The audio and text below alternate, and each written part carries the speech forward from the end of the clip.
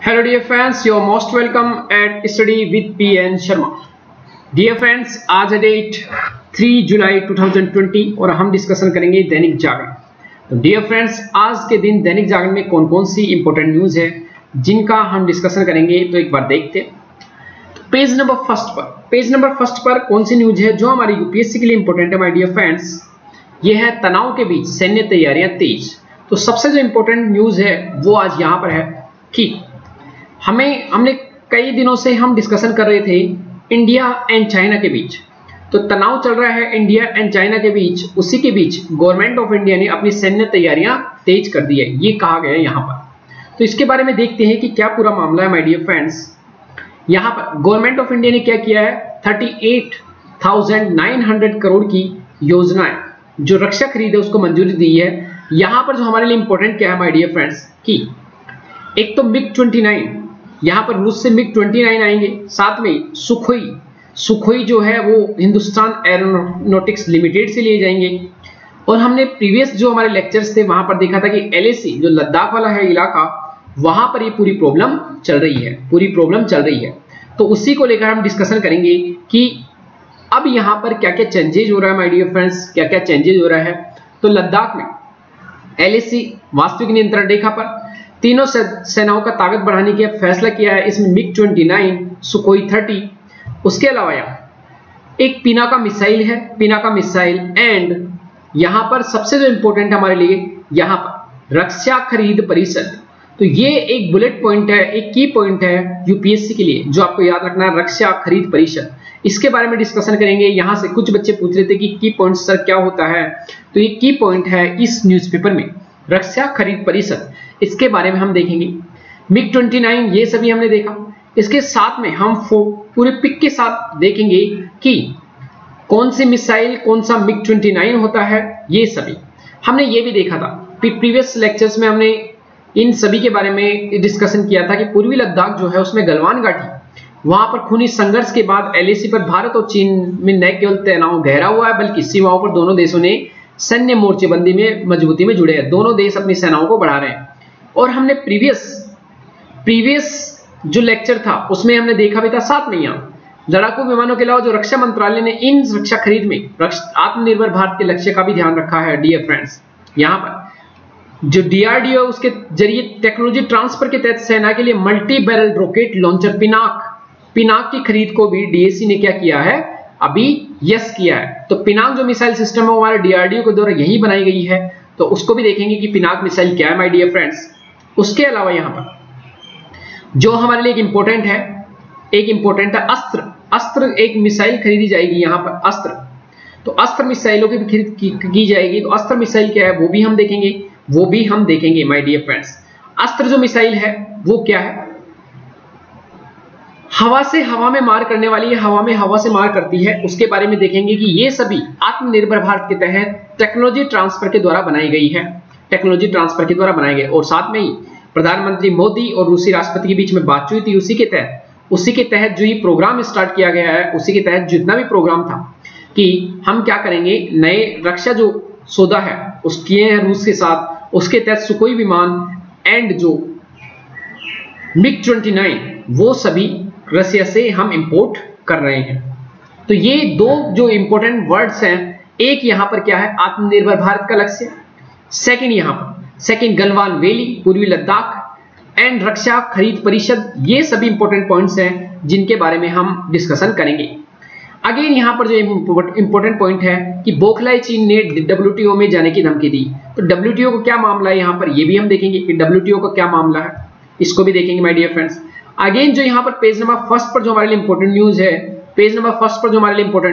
है वो है यहाँ पर केरल के मछुआरों की हत्या पर भारत को हर्जाना देगा इटली। तो ये क्या पूरा मामला है, 2012 का मामला है, ये भी हम देखेंगे कि इसमें क्या पूरा मामला है माय डियर फ्रेंड्स, क्या पूरा इंपॉर्टेंट है। UN क्लोज ये क्या होता है, इसके बारे में देखेंगे। उसके अलावा यहाँ पर पूरा हम देखेंगे कि पूरा मामला क्या है। तो तीन जो इंपॉर्टेंट न्यूज है उनका हम डिस्कशन करेंगे। तो let's start discussion on PPT।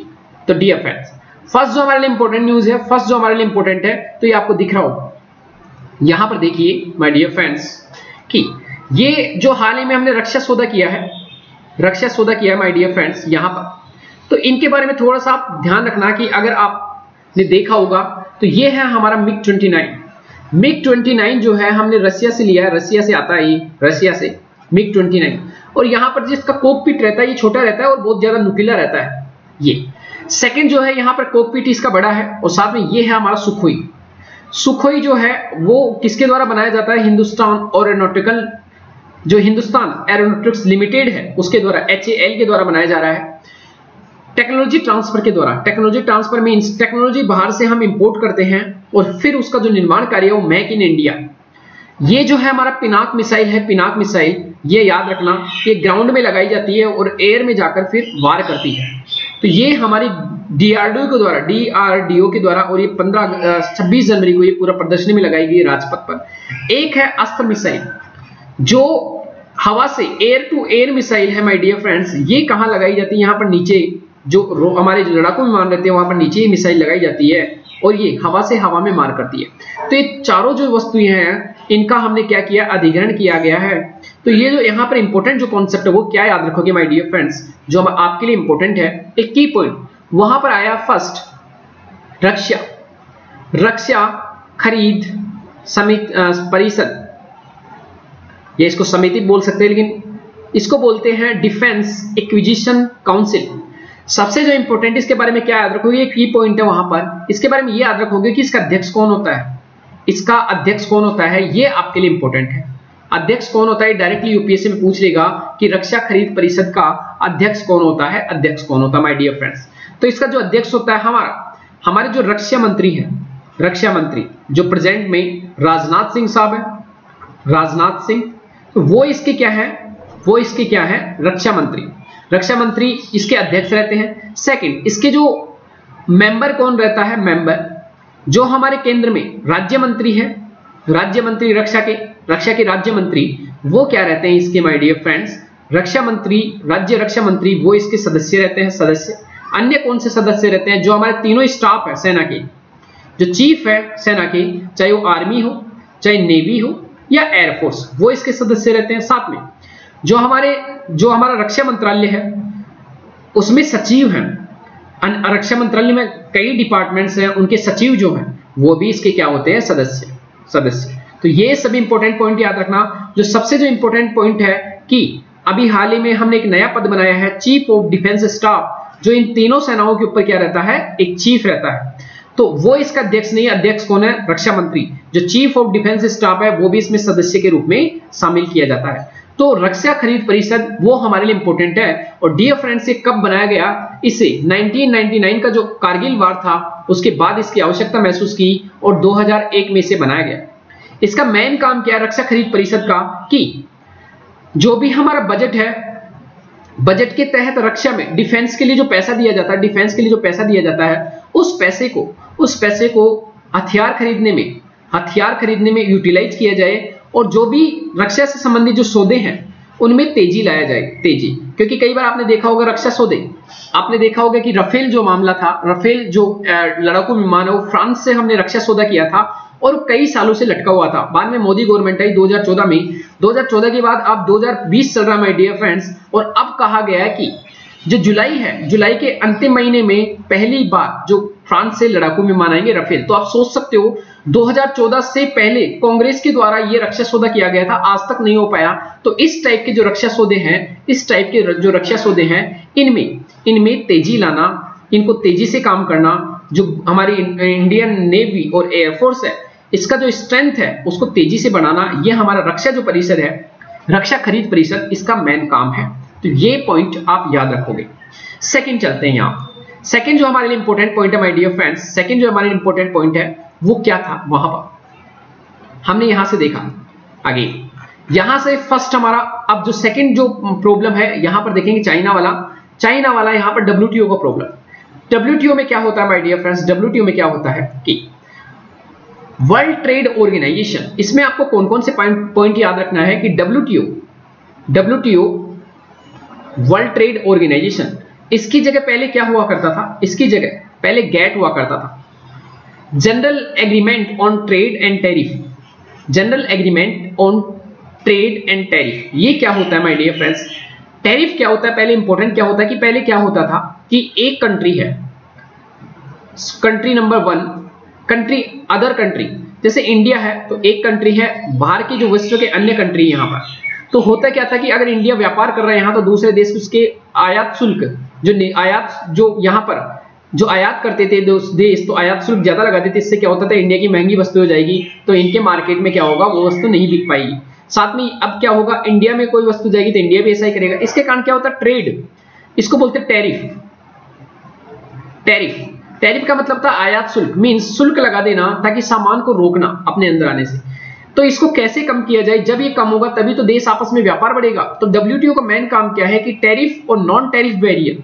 Non tariff barrier क्या होता है, ठीक डियर फ्रेंड्स, जब भी कोई देश क्या करता है, दूसरों को व्यापार को रोकने के लिए क्या करता है कि वो tariff and non tariff type के प्रोविजंस अपनाता है। टैरिफ में क्या होता है, डायरेक्टली जो आयात शुल्क है उसको बढ़ा देता है, आयात शुल्क को। लेकिन नॉन टैरिफ में क्या होता है, शुल्क नहीं बढ़ाई जाती है। नॉन टैरिफ में क्या है, एग्जांपल के लिए अमेरिका क्या कहेगा कि इंडिया से पर्टिकुलर ये जो माल आ रहा है, ये जो केला आ रहा है, इसमें पेस्टिसाइड ज्यादा यूज किया गया है। पेस्टिसाइड, अंगूर में जो ग्रेप है, जो ग्रेप्स है उसमें पेस्टिसाइड ज्यादा यूज किया गया। तो ये होते हैं नॉन टैरिफ, जिसमें किसी अदर टेक्निकल प्रॉब्लम के आधार पर हमारा जो निर्यात हम करते हैं उस पर प्रतिबंध लगा दिया जाता है दूसरे देशों के द्वारा। तो ये क्या होता है, नॉन टेक्निकल या नॉन टैरिफ टाइप के शुल्क।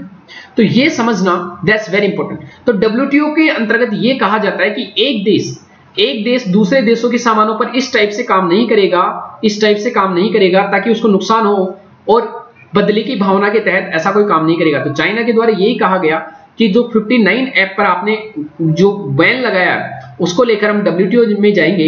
लेकिन डियर फ्रेंड्स, चाइना का खुद का रिकॉर्ड खराब रहा है। चाइना बाहर के देशों की कई देशों पर वस्तुओं पर प्रतिबंध लगाता है। आपने देखा होगा कि इंडिया की कई वस्तुओं पर चाइना प्रतिबंधित है, मींस वहां पर हम व्यापार नहीं कर सकते, इसीलिए व्यापार गांठा जाता है। तो चाइना अगर WTO में जाएगा तो WTO ज्यादा पक्ष नहीं लेने वाला, क्योंकि इंडियन मार्केट जो है काफी मात्रा में खुला हुआ है बाहर की वस्तुओं के लिए। तो यहां पर कोई बड़ी टेंशन होने वाली नहीं है। लेकिन यह जो मेन इंपॉर्टेंट है कि WTO में कोई भी मामला जाता है, WTO में अगर कोई भी मामला जाता है तो वहां इंपॉर्टेंट है कि WTO में कोई मामला जाता है तो यहां पर एक संस्था है जो कोई भी डिस्प्यूट सेटलमेंट बॉडी है WTO में। ये डिस्प्यूट सेटलमेंट बॉडी क्या होती है कि WTO में कोई भी मामला जाता है व्यापार का, अगर दो देशों के बीच में प्रॉब्लम है तो उसके लिए एक डिस्प्यूट सेटलमेंट बॉडी बनेगी। मींस जो WTO के मेंबर है उनके द्वारा एक पैनल बनेगा, और ये पैनल क्या करता है, ये पैनल उसकी जांच करता है, और अगर गलत पाया जाता है तो अपना डिसीजन देता है। अगर देश इससे खुश नहीं हो, जो भागीदार देश थे, मींस जो उस पर्टिकुलर डिस्प्यूट से संबंधित जो देश थे, अगर उस डिसीजन से सहमत नहीं होते हैं तो ये अगेन अपील कर सकते हैं।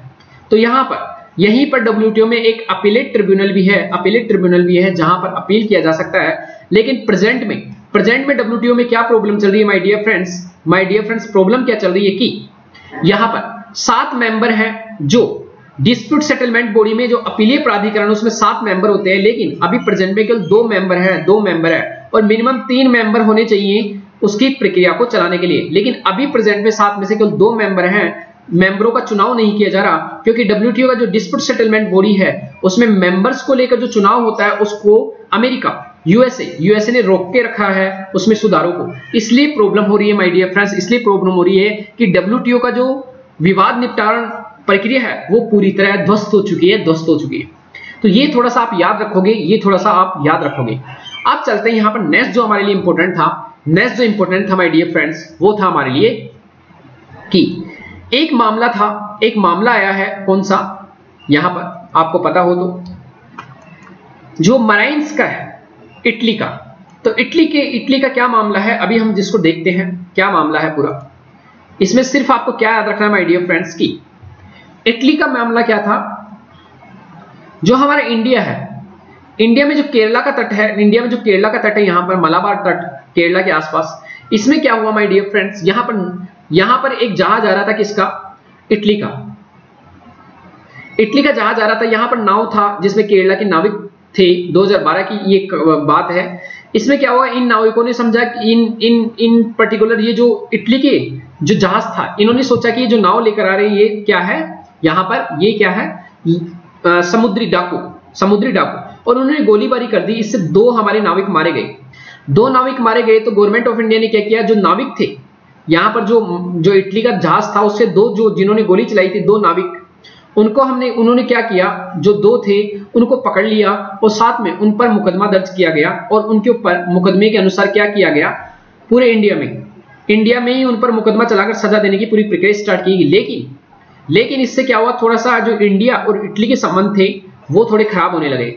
इससे क्या है, इटली ने जो वर्ल्ड के जो जितने भी ऑर्गेनाइजेशन है, चाहे यूएन हो, यूएन में परमानेंट मेंबरशिप हो या एनएसजी न्यूक्लियर सप्लाईज ग्रुप हो, इन सभी में इंडिया की जो भागीदारी थी और समर्थन था उसको वापस लेना स्टार्ट कर दिया और इंडिया के ऊपर एक दबाव आया। इंडिया ने क्या किया, खुद इसको लेकर कहां चला गया, फिर परमानेंट कोर्ट ऑफ आर्बिट्रेशन, जो United nation of UN close, जो हमने पहले भी देखा था यूएन क्लोज के अंतर्गत पीसीए, उसी के तहत क्या हुआ, परमानेंट कोर्ट ऑफ आर्बिट्रेशन में इस मामले को लेके गया। तो हाल ही में परमानेंट कोर्ट ऑफ आर्बिट्रेशन उसने एक निर्णय दिया और यूएन क्लोज के तहत भी इंडिया ये मामले को लेकर गया था। इसमें क्या कहा गया माय डियर फ्रेंड्स, हाल ही में जो परमानेंट कोर्ट ऑफ आर्बिट्रेशन है इसका एक निर्णय है, इस निर्णय में 2 मामले कहा गया। फर्स्ट कि जो दोनों नाविक जिनको मारा गया था जिनके हाथों से, उनके ऊपर जो मुकदमा चलेगा वो इटली में चलेगा, इटली के लॉ के अनुसार चलेगा, ना कि इंडिया में चलेगा। पहला इन्होंने ये बोला। दूसरा इन्होंने कहा कि कंपनसेशन है, मीन जो एक तरह से क्षतिपूर्ति राशि है वो जो मछुआरे दोनों मारे गए हैं इंडिया के, उनको दिया जाएगा इटली की गवर्नमेंट के द्वारा, ये फेवर में दिया इंडिया का। थर्ड जो इंपॉर्टेंट है कि जो पीसी है, परमानेंट कोर्ट ऑफ आर्बिट्रेशन है, इसका हेडक्वार्टर वो है हैग में, हैग मींस नीदरलैंड, तो ये आप याद रखोगे नीदरलैंड। इसकी स्थापना 1989 में की गई थी, 1989 में। तो ये दोनों इंपॉर्टेंट पॉइंट्स आप याद रखोगे।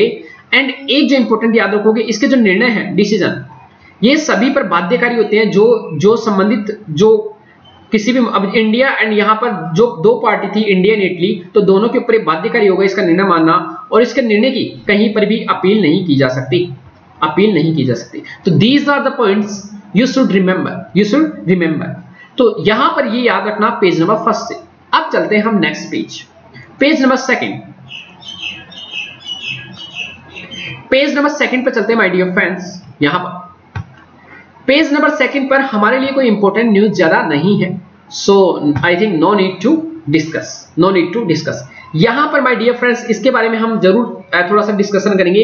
पेज नंबर 3 पर जो मध्य प्रदेश में जो राजनीतिक चेंज हुआ है उसको लेकर हम जरूर डिस्कस करेंगे, क्योंकि ये बहुत इंपॉर्टेंट पॉइंट है। यहां पर देश का पहला प्लाज्मा बैंक ILBS, ये दिल्ली में एक हॉस्पिटल है जिसमें देश का पहला प्लाज्मा बैंक स्टार्ट हो गया। तो प्लाज्मा बैंक क्या होता है उसके बारे में हम डिस्कशन करेंगे थोड़ा सा। लेकिन पेज नंबर 3 पर डायरेक्टली हमारे इंपॉर्टेंट है कि मध्य प्रदेश में शिवराज सिंह का क्या हो गया, विस्तार हो गया है, और यहां पर जो सिंधिया सरकार है उसका दबदबा कायम है। सबसे जो इंपॉर्टेंट है यहां पर कि 24 सीटें अभी खाली है, जहां पर क्या होना है, चुनाव होना खाली है। तो ये सभी हम इंपॉर्टेंट देखेंगे माय डियर फ्रेंड्स कि ये पूरा मामला क्या है। तो ये इंपॉर्टेंट है कि पूरा मामला क्या है, इसके बारे में इंपॉर्टेंट जो हमारे लिए वो पॉइंट्स हम देखेंगे। इसके अलावा यहां पर कोई ऐसा नहीं है जिसके ऊपर हम डिस्कशन करें। अगेन यहां पर पेज नंबर 4 के अलावा जो पेज नंबर अगर 5 पर जाएं हम, तो पेज नंबर 5 पर भी हमारे लिए कोई इंपॉर्टेंट न्यूज नहीं माय डियर फ्रेंड्स, कोई इंपॉर्टेंट न्यूज नहीं। पेज नंबर 6 पंचायतों का अभी जब हो जाएगा तब देखा जाएगा, जब हो जाएगा तब बदलाव कर सकती है, तो होने के बाद हम देखेंगे, कोई भी चेंज होने के बाद हम उसको देखेंगे, उससे पहले हम वो उस पर ज्यादा ध्यान देने की जरूरत नहीं है। डिजिटल स्ट्राइक चीनी ऐप पर कोई काम के नहीं है, इस टाइप के वर्ड्स आप लिख भी नहीं सकते एग्जाम में माय डियर फ्रेंड्स। इन्होंने बोला डिजिटल स्ट्राइक, तो पहले क्या सर्जिकल स्ट्राइक की, तो इन सभी चीजों को कर करके ये सभी लोग स्पेशली चुनाव में इन सब का फायदा लेते हैं। और माय डियर फ्रेंड्स अगेन यहाँ डिजिटल स्ट्राइक करके फिर जब चुनाव आएंगे तो हमने चीनी ऐप पर क्या किया, डिजिटल स्ट्राइक। इस टाइप का बयानबाजी करना कहीं बेकार है, ये सभी पॉलिटिकल फायदा उठाने के लिए करते हैं। अगर आप समझदार होंगे तो मेरी बातों को समझेंगे, यहां पर इन मुद्दों में ज्यादा ना पड़े। अगेन हम यहाँ चलते हैं पूर्वी लद्दाख में नौसेना में ऑपरेशनल मोड में। तो पूर्वी लद्दाख का क्या मामला है इसको देख ही लेंगे हम। अहम रही मोदी पुतिन की वार्ता, स्पेशली जो फोन वार्ता हुई है वो। गूगल और एप्पल ने जितने भी 59 ऐप थे उनको हटा दिया है, ये भी देखेंगे। साथ में अब चलते हैं पेज नंबर 8। तो पेज नंबर 8 में आने से पहले हम पहले जो प्रीवियस हमारे जो इंपॉर्टेंट न्यूज है उनका हम डिस्कशन कर लेते हैं माय डियर फ्रेंड्स। वहां पर कौन सी हमारे लिए इंपॉर्टेंट न्यूज है उनका देखते हैं। फर्स्ट जो न्यूज है plasma bank. My dear friends, plasma bank क्या होता है? प्लाज्मा बैंक तो ये हमने पहले भी देखा था, BANK, ब्लैंक नहीं, बैंक, प्लाज्मा बैंक। इसमें क्या होता है माय डियर फ्रेंड्स कि जैसे आपने देखा होगा ब्लड बैंक, ब्लड बैंक, उसी तरह अब क्या होता है प्लाज्मा बैंक भी होता है। लेकिन यहां समझना इस प्लाज्मा बैंक क्यों बनाई गई है। माय डियर फ्रेंड्स, हमने पहले भी डिस्कशन किया था कि एक कोई व्यक्ति है जिसको कोरोना वायरस हो गया है, उसको ट्रीटमेंट हमने दिया और वो सही हो गया, ठीक हो गया ये व्यक्ति कोरोना वायरस से। तो अब क्या होगा, हमारा जो ब्लड रहता है, ब्लड में दो चीजें रहती है, एक रहता है प्लाज्मा जो लगभग 55% रहता है, और दूसरी रहती है जो पार्ट रहता है वो रहती है ब्लड सेल्स, जिसमें क्या क्या रहती है, RBC जो लाल रक्त कणिकाएं हैं, WBC एंड ब्लड प्लेटलेट्स। तो ये तीन जो रहती है वो रहती है इसमें, प्लाज्मा 55% और 45% यहाँ पर। जो RBC है वो O2CO2 मींस ऑक्सीजन और CO2 का परिवहन करती है शरीर में, WBC हमारी प्रतिरक्षा का काम करती है, रोगों से हमें बचाती है, और ब्लड प्लेटलेट्स हमें रक्त का थक्का जमाती है। तो ये सभी आप जानते हो। प्लाज्मा क्या करती है, प्लाज्मा हमारी लगभग 55% है, इसमें भी लगभग 90% से ज्यादा वाटर रहता है और लगभग 6% इसमें प्रोटीन्स रहती है, प्रोटीन्स और अन्य पार्ट, अदर पार्ट। इसमें प्रोटीन में क्या रहता है, इसमें एंटीबॉडी पाई जाती है, जो बाहर से कोई हमारे जीवाणु एंटर कर जाता है शरीर में तो उससे रक्षा का काम करती है कौन, यहां पर एंटीबॉडी। तो अब क्या होगा, ये जो ए व्यक्ति था जिसको कोरोना वायरस हुआ मान लीजिए, तो ये क्या होगा, इसके ब्लड में, इसका जो ब्लड का पार्ट है, तो ब्लड में क्या होगा, एक तरफ यहां पर क्या होगा, ये रुधिर कणिकाएं हैं, RBC, WBC, ब्लड प्लेटलेट्स, और बाकी जो ये रक्त पानी वाला पार्ट है ये है प्लाज्मा।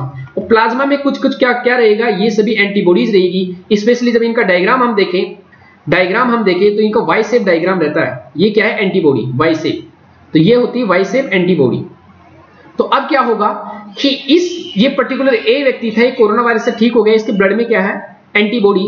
तो हम क्या करें, एंटीबॉडी कहां, प्लाज्मा में। तो हम क्या करेंगे, हो सकता है कि कोई दूसरा व्यक्ति बी है, वो अब कोरोना वायरस से ग्रसित हो जाता है, तो इसकी इतनी रेजिस्टेंस पावर नहीं है, इसकी इतनी प्रतिरक्षा प्रणाली अच्छी नहीं है कि इसके ब्लड में जो एंटीबॉडी है वो बने उतना जल्दी। एंटीबॉडी बनने से पहले ही वो मर जाए, हो सकता है। तो हम क्या करेंगे, दूसरे व्यक्ति की जो प्लाज्मा में एंटीबॉडी है उसको इसके व्यक्ति के एंटर करवा देंगे शरीर में, तो ये बचने का चांस है। इसीलिए क्या होगा कि इस व्यक्ति को प्लाज्मा कहां से मिले, तो जितने भी कोरोना वायरस से जो सही हो गए लोग, वो अपने प्लाज्मा को डोनेट कर सकते हैं कहां पर, दिल्ली में। स्पेशली दिल्ली में पहला प्लाज्मा बैंक बनाया गया है। तो ये पॉइंट आप याद रखोगे माय डियर फ्रेंड्स। अब नेक्स्ट चलते हैं, यहां पर MP गवर्नमेंट का यहां मामला है माय डियर फ्रेंड्स। अभी जो शिवराज सिंह चौहान जो गवर्नमेंट है, उनकी क्या हुआ, गवर्नमेंट का विस्तार हुआ है, और आपने देखा होगा कि अभी जो 24 जो है उपचुनाव होने हैं, क्योंकि ये जो उपचुनाव होने हैं, इट मींस जो 24 सदस्य तो उन्हें इस्तीफा दिया था, और ये सभी शामिल हो गए थे कांग्रेस से हटकर कहां पर, बीजेपी में। अब क्या हुआ माय डियर फ्रेंड्स, बीजेपी में आने का इनका पीछे रीजन क्या था, पहले इन्होंने इस्तीफा दिया और अभी बीजेपी में शामिल हो गए। इनकी सदस्यता तो चली गई, कहां की, विधानसभा से, लेकिन अब उपचुनाव होगा दोबारा, उपचुनाव में वापस खड़े होंगे। और सबसे जो बड़ी बात है माय डियर फ्रेंड्स, बीजेपी में क्यों आए, क्योंकि इनको मलाई खानी थी, मलाई, और जो मलाई इनको राजनाथ सिंह सरकार में नहीं मिल रही थी, वो अब इनको बीजेपी सरकार में मिलेगी। इसलिए my dear friends, that's very very dangerous condition of Indian democracy, जहां पर हम एक तरफ कहते हैं कि इंडियन डेमोक्रेसी मजबूत हो रही है, और यहां पर आपको समझ में नहीं आएगा माय डियर फ्रेंड्स कि इंडियन डेमोक्रेसी अंदर पूरी तरह उसका गला है, यहां पर गले को बहुत बुरी तरह गोठा जा रहा है, वो हमको पता भी नहीं चल रहा। यहां पर माय डियर फ्रेंड्स क्या किया जा रहा है, आप सोचिए कि इन्होंने क्या किया अब कि जो मंत्री पद बनाए हैं उसमें से 14 जो मंत्री हैं वो ऐसे बनाए हैं जो अभी प्रेजेंट में विधानसभा के सदस्य ही नहीं है, मींस जो चुनाव था, जो इन्होंने इस्तीफा दे दिया था, साथ में ही अब उपचुनाव होगा, उससे पहले ही इन्होंने जो बीजेपी, जो यहां पर ज्योतिरादित्य सिंधिया है, उनके समर्थक हैं, उनमें से 14 ऐसे सदस्यों को क्या बना दिया गया, मंत्री बना दिया गया, जो अभी सदस्य नहीं है किसके, विधानसभा के। तो अब होगा क्या कि जब उपचुनाव होगा तो मंत्री के रूप में जाएंगे किसी लोगों के सामने वोट मांगने के लिए, ताकि लोग उनको वोट दे दे पद के अनुसार। तो क्या हो रहा है यहाँ पर कि जनरली क्या होता है माय डियर फ्रेंड्स, जनरली क्या होता है कि हमारे यहाँ पर परंपरा रही है इंडिया में कि आप चुनाव लड़िए, चुनाव के बाद जब जीत कर आते हैं तो उनको मंत्री बनाइए, तो ये ठीक है मिनिस्टर। लेकिन यहां पर उल्टा प्रक्रिया चल रही है कि बिना चुनाव लड़े पहले उनको मंत्री पद बनाओ, फिर उन मंत्रियों को क्या करो, चुनाव लड़ाओ। So these are the important, ये काफी गलत इंडिकेशंस है हमारे लोकतंत्र के लिए। और ये कहीं ना कहीं हॉर्स ट्रेडिंग जो है, हॉर्स ट्रेडिंग जो हमने देखा था, हॉर्स ट्रेडिंग में क्या होता है कि जैसे घोड़ों की खरीदारी होती थी, उसी तरह यहां पर एमपी एमएलए इनकी खरीदारी हो रही है अंदर अंदर। So these are very very concerning point of Indian democracy. तो ये बहुत इंपॉर्टेंट पॉइंट है, इसको थोड़ा सा याद रखना माय डियर फ्रेंड्स। इंटरव्यू में कहीं आप इसको यूटिलाइज कर सकते हो, कहीं ना कहीं ये सब ट्रेंड्स इंडिया की जो डेमोक्रेसी है उसमें नहीं होने चाहिए। नेक्स्ट पॉइंट पर हम चलते हैं my dear friends, next point पर अब चलते हैं। हमारा जो नेक्स्ट पॉइंट है वहां पर हम चलते हैं। हाँ, जनरली ये याद रखना कि ये हमारे संविधान में कहा गया है कि कोई भी एमपी एमएलए नहीं बना हुआ है तो 6 महीने तक वो मंत्री बना रह सकता है, प्रधानमंत्री बना रह सकता है, मुख्यमंत्री बन सकता है, वो एक अलग कंडीशन है। लेकिन इसको इस टाइप से यूटिलाइज करना वो गलत तरीका है। यहां पर निजी क्षेत्र की रेल, अभी जो रेल है, रेल में निजी क्षेत्र की भी भागीदारी कर दी गई है, तो ये थोड़ा सा याद रखना। यहां पर वैकल्पिक विमर्श और नेतृत्व का अभाव, तो यहां पर क्या कहा गया है पूरे आर्टिकल में, यह समझना। यहां पर क्या योग्य नेतृत्व का अर्थ यह है कि कोई समस्या ही उत्पन्न न हो, या नेतृत्व वह होता है जो समस्या पर विजय के लिए जुझारूपन दिखाए। तो यहां पर डायरेक्टली केवल यह कहा गया है कि वैकल्पिक विमर्श और नेतृत्व का अभाव। यहां पर वैकल्पिक विमर्श का मतलब यहां पर जो दूसरी पार्टियां वो विमर्श नहीं करती है और उनमें नेतृत्व का अभाव नहीं है। यहां पर जो दूसरी पार्टियां हैं, या कांग्रेस का यहां हाथ है, उसी के लिए यहां दिखाया गया है कि प्रधानमंत्री साहब जो यहां पर कोई भी काम कर रहे हैं तो उसका साथ नहीं दे रहे, पूरी जो राजनीति संबंधित है, पूरी राजनीति संबंधित।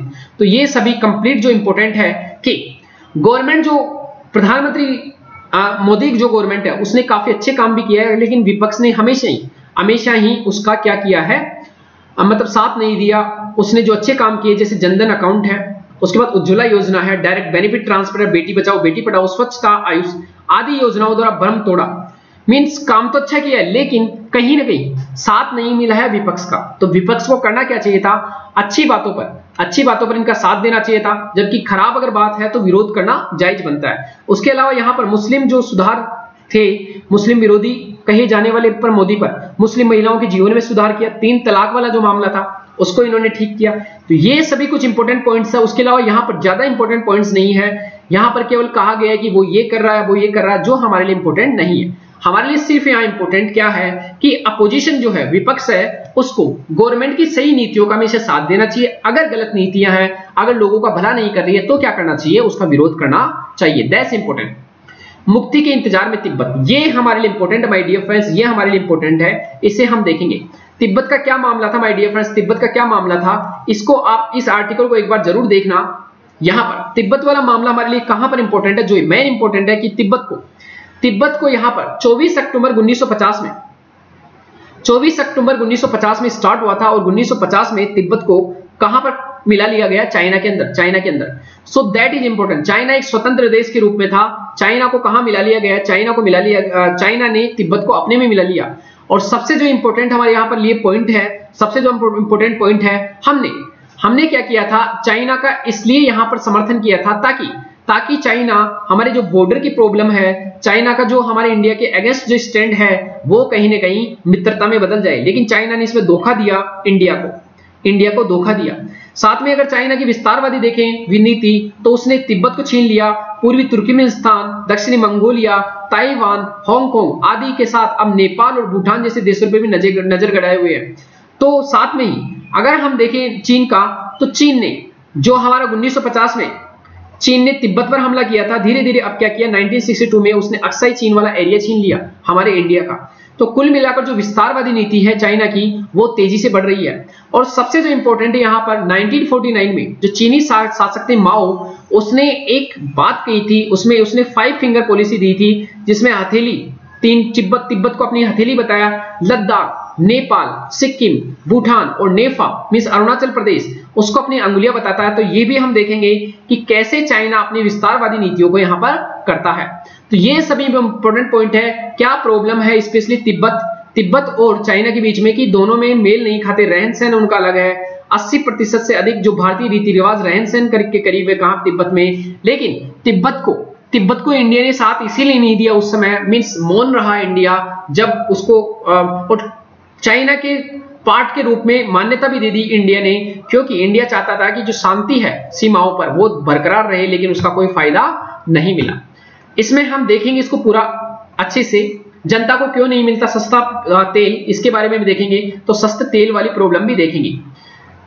यहां पर आगे चलते हैं माय डियर फ्रेंड्स। यहां पर कौन सा हम टॉपिक है जिसका डिस्कशन करेंगे, एफडीआई हमें लगभग हमारी अर्थव्यवस्था को उभारने के लिए लगभग 50 से 60 लाख करोड़ की हमें एफडीआई की जरूरत है। तो एफडीआई क्या होती है इसके बारे में हम डिस्कशन करेंगे। एफडीआई क्या होती है आपको ये मैं थोड़ा सा डिस्कशन करूंगा इसका, ये हमारे लिए इंपॉर्टेंट है। बाकी यहां पर हमारे लिए कोई भी इंपॉर्टेंट न्यूज नहीं माय डियर फ्रेंड्स, कोई भी इंपॉर्टेंट न्यूज नहीं है। चीनी कानून, हांगकांग, इसके बारे में देखेंगे कि 1997 में क्या पूरा मामला था। 1997 में चीन में जो ब्रिटेन था उसने 1997 में ब्रिटेन ने चीन को हांगकांग को सौंप दिया था, और किस आधार पर सौंपा था ये भी हम देखेंगे। तो ये इंपॉर्टेंट पॉइंट्स है जिनका हम डिस्कशन करेंगे। आगे चलते हैं, जो हमारे इंपॉर्टेंट पॉइंट है उनको देखते हैं। पेज नंबर 13 पर किसी टाइप का कोई इंपॉर्टेंट पॉइंट नहीं है। पेज नंबर 14 यहां पर भी किसी टाइप का आज ऐसा कोई इंपॉर्टेंट पॉइंट नहीं है जिसका हम डिस्कशन करें। तो डियर फ्रेंड्स चलते हैं हम हमारे नेक्स्ट पॉइंट पर। यहां पर यस, तो यहां पर देखना my dear friends what I am saying to you. यहां पर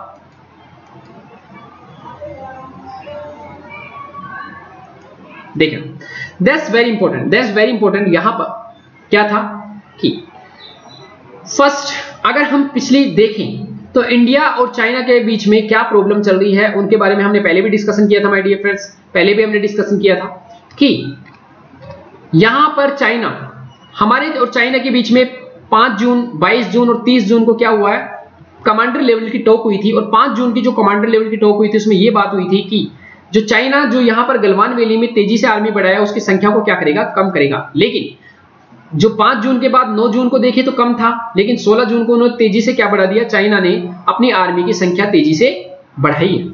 अगर यहां 9 जून की तस्वीरें देखें तो गलवान वैली में यहां कोई एक्टिविटी नहीं थी, लेकिन 16 जून को यहां तेजी से एक्टिविटी चल रही है। जो ट्रक है यहां पर खड़े हैं, मींस सैटेलाइट की इमेजेस यहां पर है। यहां पर देखो नो एक्टिविटी, यहां पर possible machinery trucks and possible machinery and trucks ये लिखा हुआ है।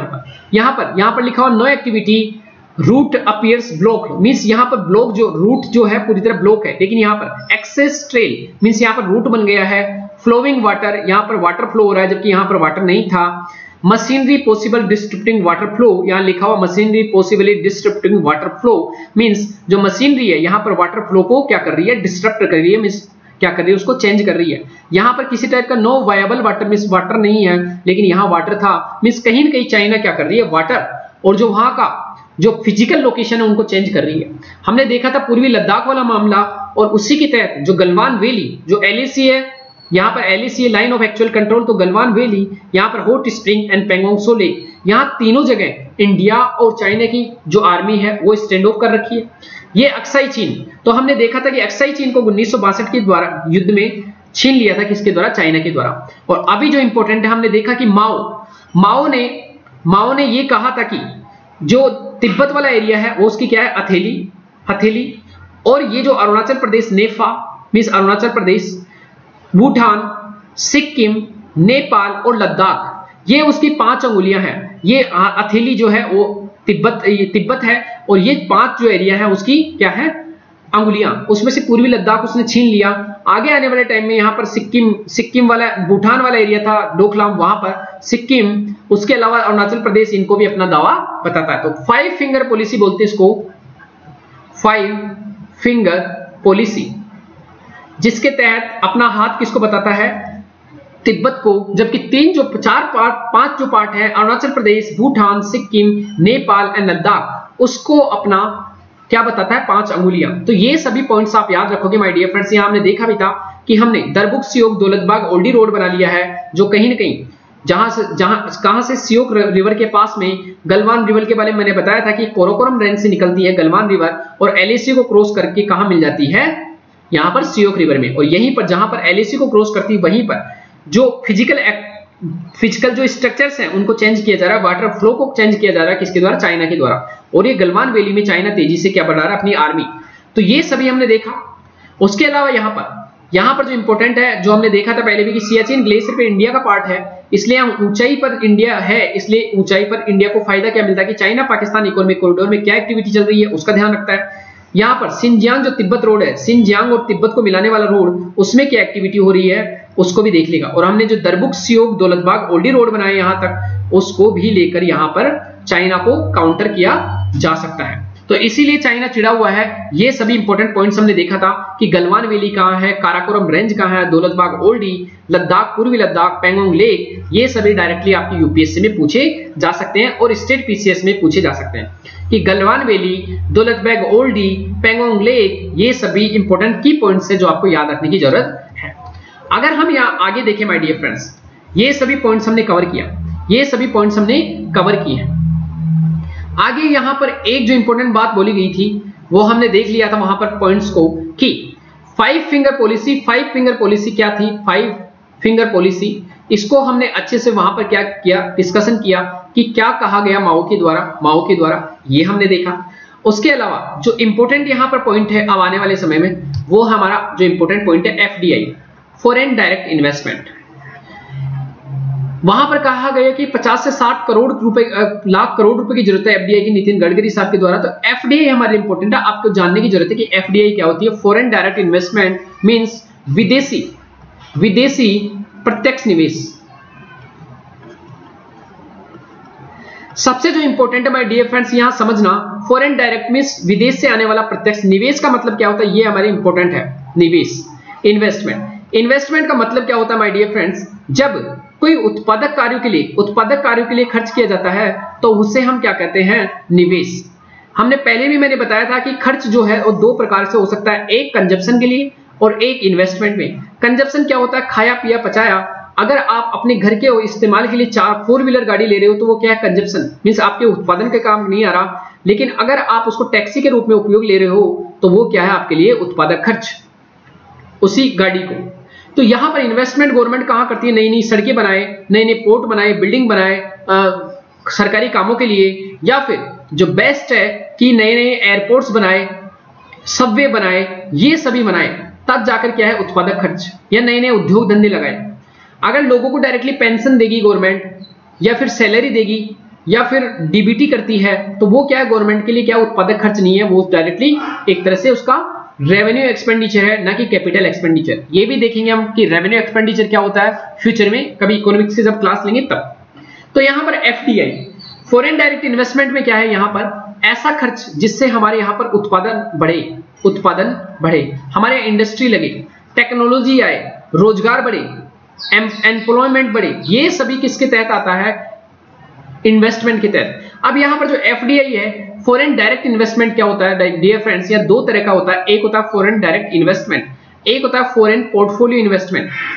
फॉरेन डायरेक्ट इन्वेस्टमेंट का मतलब क्या होता है कि ऐसा इन्वेस्टमेंट जिससे हमारे टेक्नोलॉजी आए, हमारे एम्प्लॉयमेंट जनरेशन हो, और ये लंबे समय के लिए कोई व्यक्ति है या कोई कंपनी है, जब भी इंडिया में ऐसा कोई निवेश करती है तो ये लंबे समय को सोच के करती है, लंबे समय का लाभ। जैसे अमेजन है, तो अमेजन अब यहां पर लंबे समय तक काम करेगा, तो इसका जो एफडीआई है, ये जो इन्वेस्टमेंट कर रहा है, ये क्या है, एफडीआई। लेकिन कई कंपनियां क्या करती है कि कम समय के लिए क्या करती है, निवेश इंडिया में। मींस वो क्या करती है, जब तक उनको लाभ होता है तब तक वो अपना पैसा इंडिया में लगा कर रखेगी, जैसे लाभ खत्म हुआ वो यहां से पैसे को लेकर भाग जाएगी। इन्हें बोलते हैं क्या, good weather friend, good weather friend. कई बार गुड वेदर फ्रेंड का मतलब क्या होता है कि जब अच्छे मौसम के मित्र, जब हमारे पास अच्छा कुछ है तब तक रहेंगे साथ में इंडिया में, जब इनको फायदा हो रहा है तब तक रहेंगे, और जब इनको फायदा नहीं होगा तब ये भाग जाएंगे। तो एफडीआई में अंतर है।